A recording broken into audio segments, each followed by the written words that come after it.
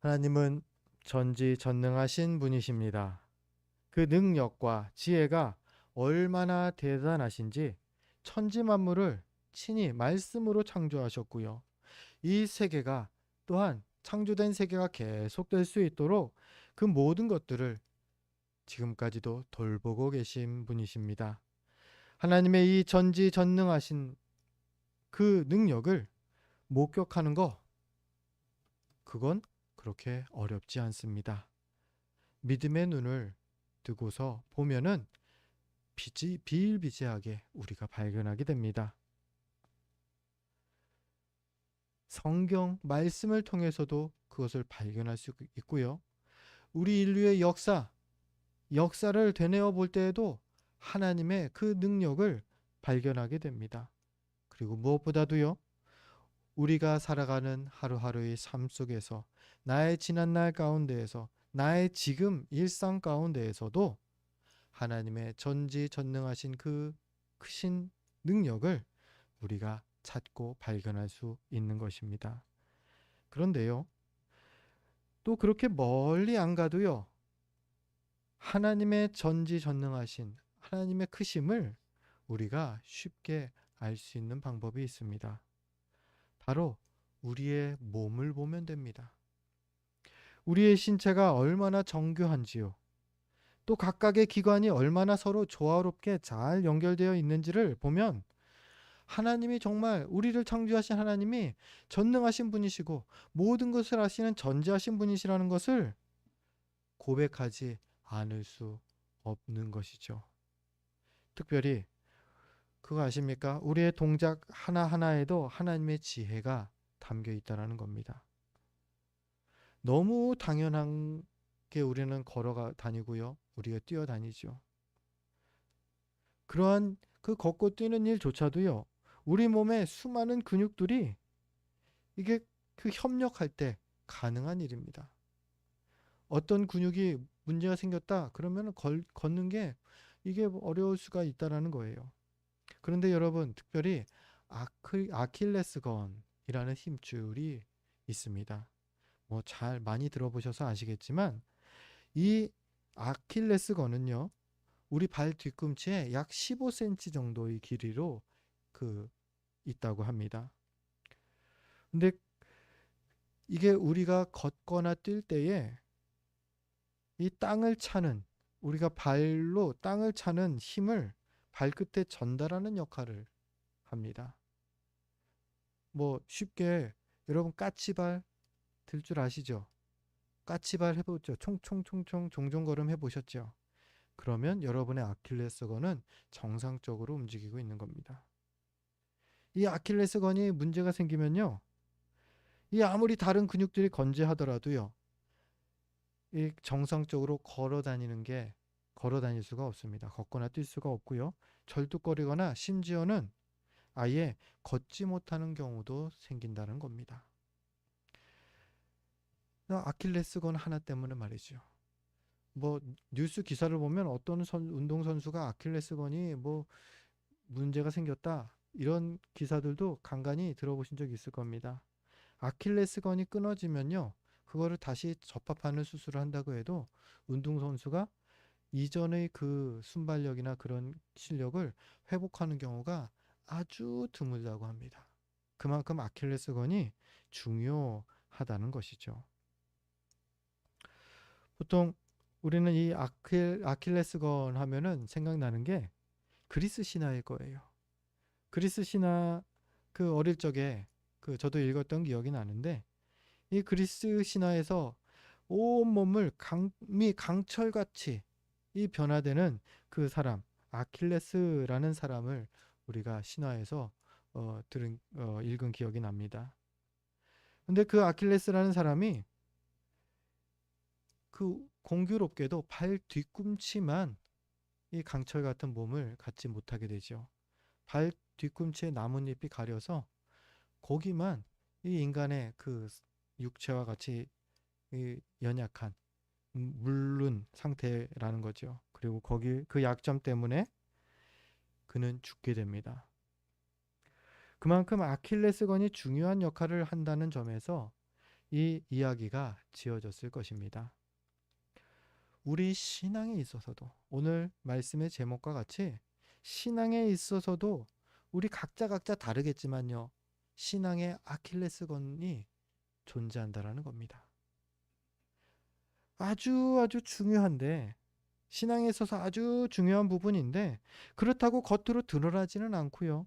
또 그러다가 문제가 나도 모르는 사이에 생기면 영적으로 내가 심각한 결과 고민은 영적으로 심각한 침체에 빠지는 그러한 결과를 만드는 그런 영역이 우리 각자에게 존재한다라는 겁니다. 오늘 발람에게 이런 신앙의 아킬레스건이 보입니다. 오늘 발람의 사건을 보면서 우리 각자의 아킬레스건이 무엇인지를 좀 생각해 보는 시간을 갖고요. 또 점검하는 시간을 가졌으면 합니다. 지난 내용과 연결되고 오늘 본문이 연결되고 있죠. 발락과 발람의 이야기입니다. 여러분 구분이 좀 되십니까? 발람은 누구죠? 부올의 아들. 그 축복과 저주를 하는 주술사. 그가 발람이고요. 발락은 모압 왕이죠. 모압을 다스리는 왕이 발락입니다. 그런데 어느 날 이스라엘이 그 모압 옆에 모압 평지에다가 진을 친 겁니다. 그 수많은 인구가 거기에 진을 치고 있는 겁니다. 그것을 쳐다보는 모압 왕은 두려움에 빠질 수밖에 없었겠죠. 심지어 소문까지 그런 것을 목격합니다. 무엇이요? 아모리 사람들을 그들이 쳐서 물리치는 것까지도 직접 보기도 합니다. 두려운 마음에 이제 모압 왕 발락은 이 부올의 아들 발람의 소식을 듣고 그에게 이스라엘을 저주해 줄 것을 요청하기 위해서 많은 고관을 여러 고급 관리들을 보내고요. 그들에게 보물들을 금은보화를 같이 보냅니다. 그런데 첫 번째로 발람에게 이스라엘 저주의 것을 요청하지만 발람은 하나님의 명령을 듣습니다. 하나님의 명령이 22장 12절에 이렇게 발람에게 임했었지요. 너는 그들과 함께 가지도 말고 그 백성을 저주하지도 말라. 그들은 복을 받은 자들이니라. 하나님께서 이렇게 발람에게 명령하십니다. 그리고 발람은 하나님의 명령대로 거절합니다. 13절 보니까 여호와께서 내가 너희와 함께 가기를 허락하지 않더라. 그리고서는 그 고관들을 그 보물과 함께 돌려보냅니다. 그런데 여러분 여기에 어떤 문제점을 발견하신 분 계십니까?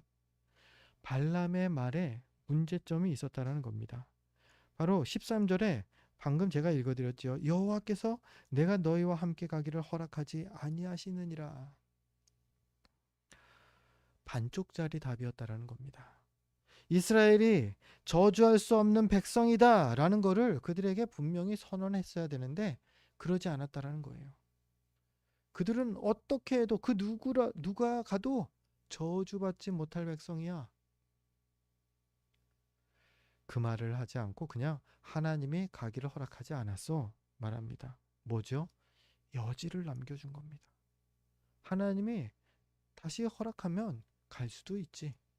이런 여지를 둔 거예요. 마치 이런 것 같은 거예요. 하나님께서는 아담에게 이 선악과 열매를 따먹으면 반드시 죽는다 말씀하셨는데 어느 순간인가 그 내용이 바뀌어서 하와가 뱀에게 전할 때는 죽을까 하노라. 죽을지도 모른대 라고 바뀌었던 것처럼 지금 이 발람의 이 답변은요. 하나님의 말씀을 그대로 전하는 것 같지만 바뀌어 있는 겁니다. 하나님이 내게 허락하지 않았어. 아니요. 이스라엘 백성은 아예 누구도 저주할 수 없는 백성들이라는 겁니다. 자, 이렇게 해서 여지를 남긴 발람의 그 말 때문인 것 같습니다. 고관들이 돌아가서 발락에게 보고를 합니다. 이러이러하게 답을 했습니다. 그러자 발락이 또 다시 신하들을 보냅니다. 그렇다면은 하나님이 허락하게 하면 되겠네. 발람에게 더 높은 고관들을 보냅니다. 그만큼 더 중요한, 이 사안이 중요하다는 걸 어필하는 거죠. 그리고 또 뭐라고 나옵니까? 더 많은 보화를 보내는데 심지어 발람이 요구하는 것은 뭐든지 들어준다. 이게 뭡니까? 이 시대로 얘기하면 백지수표요, 백지수표. 백지수표를 딱 제시하면서 원하는 금액 쓰세요. 딱 이렇게 대우를 하겠다라는 겁니다. 심지어 높은 명예까지 주겠다고 말합니다. 여기에 대한 발람의 반응, 여러분 이제부터 이제 눈여겨서 유의해서 더 유의해서 보셔야 되겠습니다. 18절에 발람에 이렇게 반응합니다. 우리 성경을 보면서 같이 18절 말씀 같이 읽어보려고 합니다. 함께 읽겠습니다. 발람이 발락의 신하들에게 대답하여 이르되 발락이 그 집에 가득한 은금을 내게 줄지라도 내가 능히 여호와 내 하나님의 말씀을 어겨 덜하거나 더하지 못하겠노라. 아멘. 어떻습니까? 와, 이거 그냥 보면은 와, 훌륭한 믿음의 사람, 발락이 정말 대단한 믿음의 사람처럼 보이지 않습니까? 하나님의 말씀 그대로 나는 전할 뿐이다. 그런데요, 여러분, 정말 한국말은 정말 잘 들어야 됩니다. 듣고 잘 듣고 그 말을 잘 새겨봐야 돼요. 여기서 이 발람에게 있는 치명적인 아킬레스건을 우리가 발견할 수 있다는 겁니다. 그가 그의 신앙에 치명적인 아킬레스, 바로 재물이었습니다.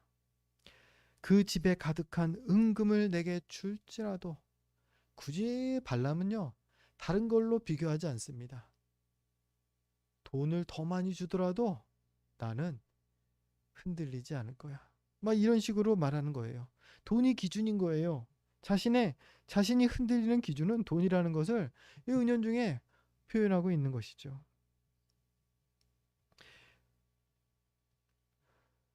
이미 이스라엘을 저주해 달라는 발락의 요청에 대해서 하나님이 어떻게 말씀하셨습니까? 이미 12절에서 분명하게 말씀했습니다. 저주할 수 없는 백성이다. 그들은 복받은 백성이다.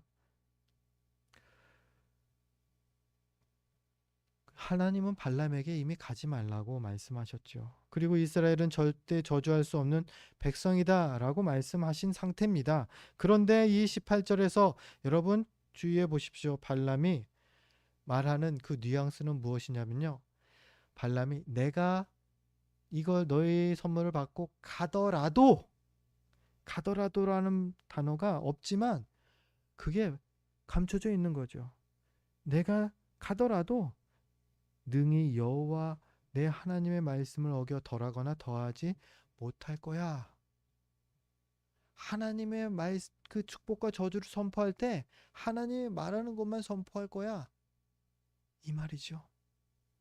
이미 발람은 백지수포에 이 마음이 흔들린 상태라는 거죠.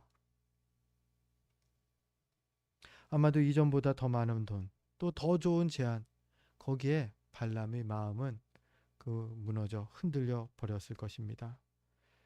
여러분, 사단이 우리를 유혹할 때에 딱 이렇게 집요하고 강력하게 우리를 찾아옵니다. 디모데전서 6장 12절 말씀이 이렇게 기록되어 있습니다. 우리 주보를 보면서 디모데전서 6장 12절 말씀 같이 읽겠습니다. 믿음의 선한 싸움을 싸우라. 영생을 취하라. 이를 위하여 내가 부르심을 받았고 많은 증인 앞에서 선한 증언을 하였도다. 아멘. 사랑하는 성도 여러분, 우리는 지금 믿음의 선한 싸움을 싸우고 있는 중입니다. 그리고 마지막 주님 앞에 설 때까지 이 믿음의 선한 싸움은요, 계속 평생 이어질 것입니다. 그래서 디모데전서 6장에서 성경은 이렇게 권면하지 않습니까? 믿음의 선한 싸움을 싸워라. 피할 수 없는 싸움인 것입니다. 성도에게 이 믿음의 선한 싸움은 피할 수 없는, 언제까지요? 주님 앞에 서는 그날까지. 이 말은요, 다시 말해서요, 한 번 이겼다고 끝이 아니라는 겁니다. 가끔 그래요. 오늘 발람처럼 한번 야 돌려보냅니다. 야 가. 나는 이런 걸로 인해서 하나님의 말씀을 외면하지 않아. 한 번은 이깁니다. 그리고 스스로 뿌듯해합니다. 아, 내가 이 유혹을 뿌리쳤어. 물론 한 번 뿌리친 것도 여러분 대단한 겁니다. 정말 대단한 거 맞습니다. 그런데요, 하나님께서 우리에게 요구하시는 그 승리는요, 믿음의 선한 싸움의 승리는 한 번 승리하는 게 아닙니다. 계속 승리하는 겁니다. 끝까지 승리하는 겁니다. 그게 어려운 것이고요. 그게 우리 힘으로 안 되는 것 아닙니까? 한 번쯤이야 이길 수 있죠. 이 유혹, 내가 이걸 좋아하긴 하는데 오늘 한 번은 참자. 그건 누구나 다 할 수 있는 겁니다. 그런데 끝까지 이기는 거, 그게 어려운 것이죠. 그것을 어떻게 해야 하느냐? 바로 우리 주님을 의지해야 한다는 겁니다. 우리 대적 마귀는요, 우리를 뜨리려고 호시탐탐 지금도 기회를 엿보고 있습니다. 이 사단의 전략에 대해서 성경은 다음과 같이 말하고 있죠. 먼저 첫 번째로 방심하면 사단이 틈탄다. 방심하는 틈을 사단은 노린다라는 겁니다. 고린도전서 10장 12절입니다. 그런즉 선줄로 생각하는 자는 넘어질까 조심해라. 사단의 전략이 그렇습니다. 아무데나 그냥 아무 생각 없이 뭐 그냥 여기도 쳐보고 저기도 쳐보고, 그게 아니라는 겁니다. 사단은요, 똑똑합니다. 우리보다 훨씬 더 똑똑합니다. 에이 설마 여기야 틈타겠어? 나의 약한 부분을 사단이 알고 방심할 때 그곳을 틈탄다라는 겁니다. 아, 이제 내가 좀 다 한 것 같다. 아, 이제 믿음이 좀 견고히 선 것 같아. 오늘부터는 조금 더 조금 쉬어볼까? 한 달만 쉴까? 그 방심하는 그 순간이 사단이 틈타는 그 타이밍이라는 겁니다. 어떻게 아는지 딱 틈탄다는 거예요. 이 땅에서는 누구도요, 충분한 믿음을 가질 수는 없습니다. 아, 이제 여기까지만 하면 되겠지 하는 그러한 수준의 믿음은 없습니다. 계속 이 땅 사는 동안에 우리는 모두 다 성장해 가야 합니다. 그래서 계속 성경을 보는 것이고요. 계속 기도를 하는 것입니다. 아니, 10년, 20년, 아니, 50년, 평생을 성경을 봤는데 또 봅니다. 아니, 무슨 책 한 권을 그렇게 평생을 봅니까? 성경은 그래야 하는 것입니다. 평생 신앙생활 했어도 성경을 보면요, 또 새롭지 않습니까? 늘 새로운 게 하나님의 말씀입니다. 이 성경 말씀을 우리가 믿음이 자라가기 위해서는요, 먼저 계속 가까이 해야 합니다. 그러면요, 하나님 말씀이 어제 봤던 말씀인데 오늘 또 다릅니다. 작년에 봤던 말씀인데 오늘 또 새로운 은혜를 베풀어 내가 체험케 한다라는 것입니다. 그게 하나님의 말씀인 성경이죠. 이 하나님 말씀을 계속 가까이 하고, 또 한 가지, 기도에 힘쓰는 것입니다. 말씀을 가까이 하고 기도에 힘쓸 때에 우리 믿음이 점점 자라가는 것입니다. 또 사단은요, 우리가 방심할 때 틈탈 뿐만 아니라 나의 약한 부분만을 노리고 공격해 온다라는 겁니다. 바로 아킬레스건, 나의 아킬레스건을 말이죠. 요한일서 2장 16절인데요. 우리 함께 요한일서 2장 16절 말씀 같이 읽습니다. 이는 세상에 있는 모든 것이 육신의 정욕과 안목의 정욕과 이생의 자랑이니 다 아버지께로부터 온 것이 아니요 세상으로부터 온 것이라. 아멘. 이 세상에서 사단이 유혹하는 그 목록을 세 개로 크게 구분해 뒀습니다. 성경이 말하는 것은 육신의 욕심, 육신의 정욕, 내 몸을 위하여서 뭐 건강을 정말 끔찍히 챙기시는 분들도 계시죠. 그걸 위해서 운동도 열심히 하는 분도 계시고요.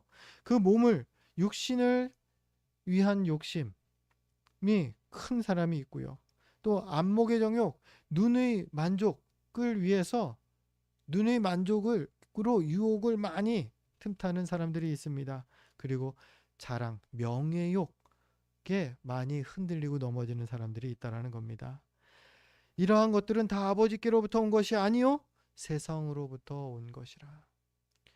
죄의 유혹이 틈타는 이 육신의 또 안목, 이러한 것, 이생의 자랑, 이러한 것들이 우리를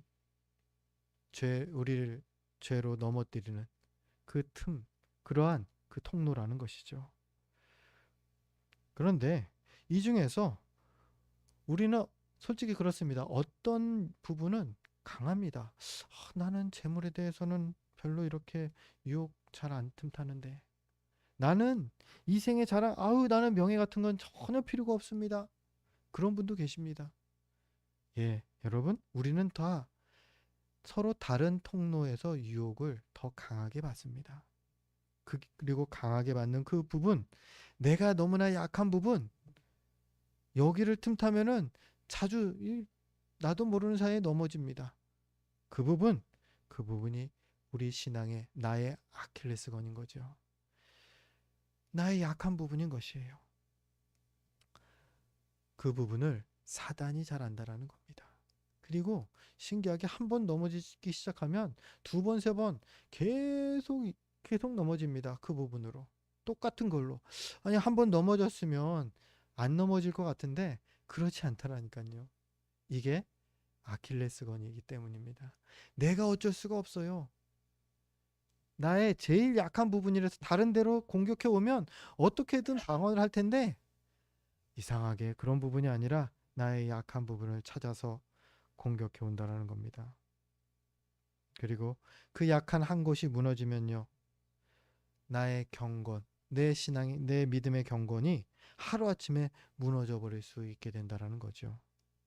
마치 아킬레스건이 문제가 생기는 것처럼 말이죠. 그렇기 때문에 각자 우리가 할 일은요. 내 약한 부분을 분명히 알고 인정해야 합니다. 나는 할 수 있어. 이거 나는 이번에는 실패했지만 다음에는 할 수 있어. 할 수 있어. 아니요. 그거는 해결책이 아닙니다. 약한 부분을 알고요. 거기에 대해서 말씀의 그 거울을 가지고 약한 부분을 찾는 겁니다. 그리고 거기에 하나님의 은혜를 구하는 것입니다. 그거밖에 없어요. 우리는 100번 싸우면 사단에게 100번 질 수밖에 없지만 우리 주님께서 함께 하시면요. 주님께서 도우실 때에 승리하지 못할 전쟁이 하나도 없습니다. 백전백승할 수 있는 겁니다. 그래서 날마다 주님과 함께 믿음의 선한 싸움을 승리하면서 나아가기를 사모하고 구하고 힘쓰는 우리가 되어야 하겠습니다. 그런데요, 여러분, 기도를 한다. 뭐 아무 기도나 하면 됩니까? 아니요. 올바른 기도를 해야 합니다. 오늘 발람도 기도하긴 합니다. 발람이 기도합니다. 어떻게 기도합니까? 20절에 보니까 19절에 보니까 발람이 기도하는 내용 장면이 이렇게 나옵니다. 그런즉 이제 너희도 이 밤에 여기서 유숙하라. 여호와께서 내게 무슨 말씀을 더 하실는지 알아보리라.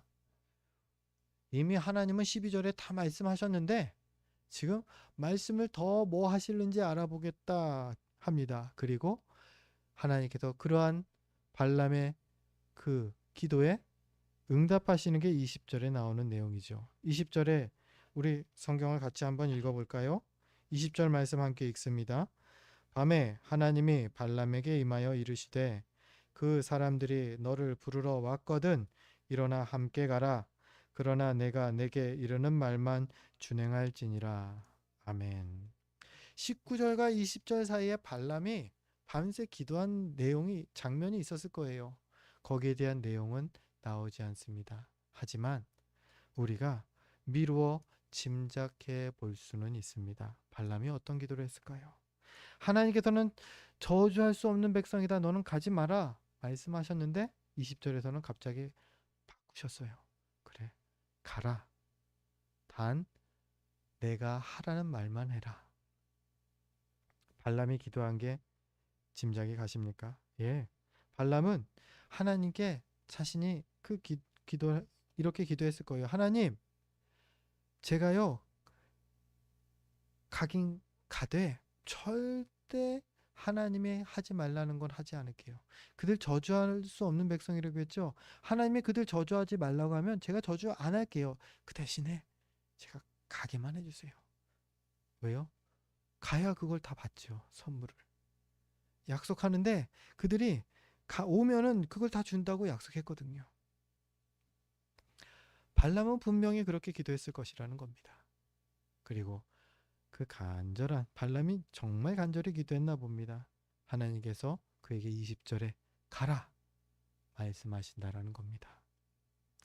여러분, 이 발람의 기도 또 기도 응답 어떻습니까? 좋게 여겨지십니까? 지금 당장은 발람이 하나님께서 내가 간구한 것에 응답해 주셨어. 나의 간절한 기도에 응답해 주셨어. 라고 생각할지도 모르겠습니다. 그런데요, 여러분, 이것은 정말로 훌륭한 기도 응답은 아니라는 겁니다. 최선의 방법은 기도의 응답이 아니었다라는 겁니다. 그 결과를 우리가 알 수 있는 게 오늘 성경에는 안 나오지만 이 발람은 분명히 가서 하나님께서 저주하지 않고 축복을 하라고 하니까 축복했습니다. 20절 말씀대로 한 것처럼 보이지만 그 후에 돌아오기 전에 한 가지 큰 잘못을 범합니다. 뭐냐면은 이 모압 왕 발락에게 내가 그들을 저주할 수는 없지만 축복만 하고 돌아가지만 내가 받은 게 있는데 한 가지 조언을 해주겠습니다. 그러면서 이 이스라엘 백성들을 이스라엘 백성들에게 음행의 죄를 저지르게끔 한 가지 계략을 알려줍니다. 그리고 그 계략을 통해서 이스라엘에 큰 음행이 들어와서 많은 이스라엘 백성들이 죽게 됩니다. 그리고 그 결과로 발람은 이스라엘 사람들을 통하여서 그가 죽임을 당하게 됩니다. 만약에 이 발람이 하나님의 첫 번째 12절의 명령대로 나는 축복도 저주도 그들에게 가서 하지 않겠다. 안 갔다면요. 이러한 결과는 있지 않았을 겁니다. 물론 재물을 더 많이 받지는 못하겠지만 이렇게 죽임을 당하지는 않았을 거라는 것이죠. 하나님은 가장 최선의 길로 우리를 인도하시는 겁니다. 우리가 그래서 기도할 때에 올바른 기도는요, 내 뜻대로 하는 기도가 아니라는 겁니다. 내 뜻대로 하나님을 설득하는 기도가 아주 아주 위험합니다. 하나님, 이게 정말 좋아 보이는데 저 이렇게 하게 해주세요. 하나님, 요렇게 만들어 주세요. 이거는 내 뜻을 하나님께 요구하는 기도죠. 하나님을 설득하는 기도죠. 이러한 기도는 기도하는 건 좋겠지만 최선의 기도는 아닙니다. 최선의 기도, 우리 예수님께서 우리에게 가르쳐 주십니다. 겟세마네 동산에 올라가셨을 때 예수님께서 기도하시는 그 기도의 내용이 우리에게 아주 중요한 본이 됩니다. 누가복음 22장 42절에 이렇게 예수님께서 기도하시죠. 만일 아버지의 뜻이거든 이 잔을 내게서 옮기시옵소서. 그러나 내 원대로 마시옵고 아버지의 원대로 되기를 원하나이다. 십자가에 못 박히시기 전날 이 십자가에 못 박히셔야 한다라는 그 어려움, 그 마음의 그 부담감을 기도하시는 것이죠. 예, 내가 이 잔을 내게서 옮기시기를 소원합니다. 하지만 내 뜻대로 하지 마시고 아버지의 뜻대로 되기를 원합니다. 왜요? 아버지의 말씀이 진리고 가장 최선의 길임을 예수님께서는 아시기 때문이었던 것이죠. 전지전능하신 하나님께서 그 사랑하는 자녀들을 가장 선한 길로 인도해 주십니다. 당장은 그 하나님의 뜻이 납득이 되지 않는 경우도 있을 것입니다. 또 지금 눈앞의 현실이 그 뜻대로 행하면 손해를 감수해야 하는 그러한 상황 같아 보일 수도 있을 것입니다. 하지만 우리 신실하신 하나님 그 뜻을 믿고 따라가는 길, 그것이 진리의 길이고요. 가장 우리를 최선의 길로, 선한 길로 인도해 주시는 하나님의 그 길이라는 것입니다. 이 사실을 우리가 기억하고 늘 하나님의 뜻을 구하는 지혜로운 성도들 되어야 하겠습니다. 말씀을 정리합니다. 우리는요, 지금 믿음의 선한 싸움을 싸우고 있습니다. 우리 대적 사단은요, 우리의 이 약한 부분들을, 즉 아킬레스건을 노리고 계속 극적으로 싸움을 걸어 올 것입니다.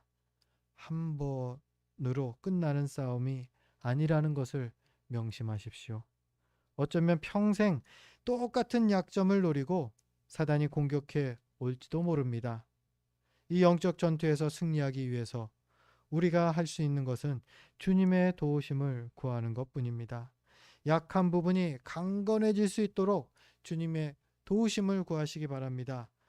죄의 유혹을 물리칠 힘을 달라고 그 순간순간 기도하시기 바랍니다. 이 주님께서 우리를 도우실 때에 우리는 어떤 싸움이라도 늘 승리할 수 있습니다. 다만 주님의 도우심을 구할 때에, 기도할 때에 주의할 점이 한 가지가 있습니다. 내 뜻대로 하나님을 설득해서는 안 된다라는 겁니다.